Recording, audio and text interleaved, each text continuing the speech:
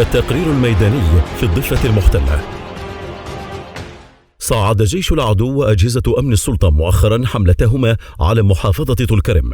في أعقاب تصاعد العمل العسكري في المحافظة، سيما إنشاء حالات عسكرية. كتيبة طولكرم الرد السريع نزف إليكم خبر تأسيس مجموعة الرد السريع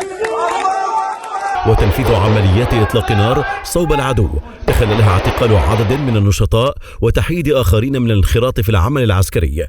بدوره يركز الشباك على إحباط أي جهود للتصنيع في شمال الضفة بعد تعرض قوات جيش الاحتلال خلال الاقتحامات لتفجير عبوات نوعية وشديدة الانفجار، وبعد مزاعم العدو بأن اغتيال المحرر طارق عز الدين في غزة سببه مساعيه لدعم التصنيع في الضفة وصولا لإطلاق صواريخ على العدو.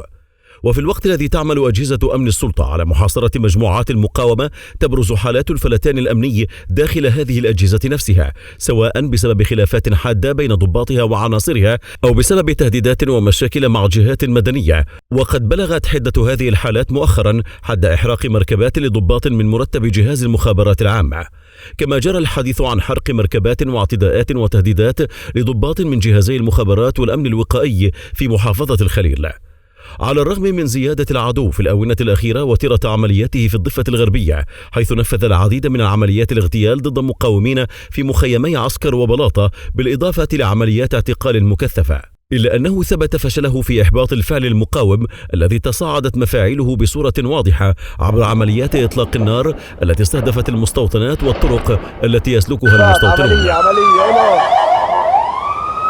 وتلقى العدو ضربة قاسية تمثلت في عملية طولكرم التي كانت بمثابة لطمة للمؤسسة الأمنية والعسكرية التي بدأت تتفاخر بقدرتها على قمع المقاومة وكبح تمددها. من ناحية أخرى، كثف الاحتلال من حضوره في القدس والمسجد الأقصى عبر الدعم الحكومي الواسع لمسيرة الأعلام وعقد الحكومة لجلسة في نفق أسفل المسجد الأقصى واقتحام وزير الأمن القومي بن كفير للمسجد، عدا عن محاولة الاحتلال ترميم معادلة الردع عبر عمليات الاغتيال الموجهة لقيادات سرايا القدس.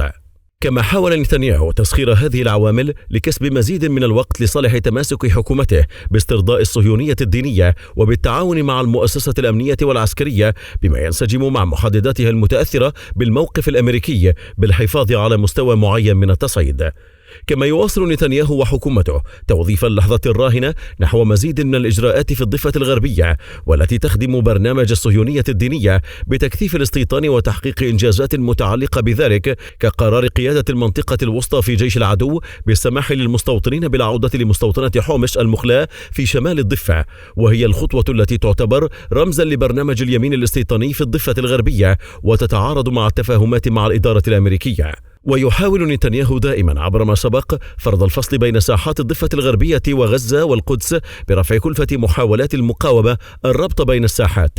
إلا أن تجنبه الاشتباك الشامل مع المقاومة في قطاع غزة وعدم استجابة المقاومة لضغوطه وتفويت الفرصة عليه في سياق معالجة تكتيكية ما زال من المبكر الحكم عليه أنه سينجح في توظيفها في تجاوز أزمته السياسية التي ستتصاعد في أي وقت حال فشل المفاوضات مع المعارضة التي يرعاها رئيس الكيان فيما يخص مسار التعديلات القضائية.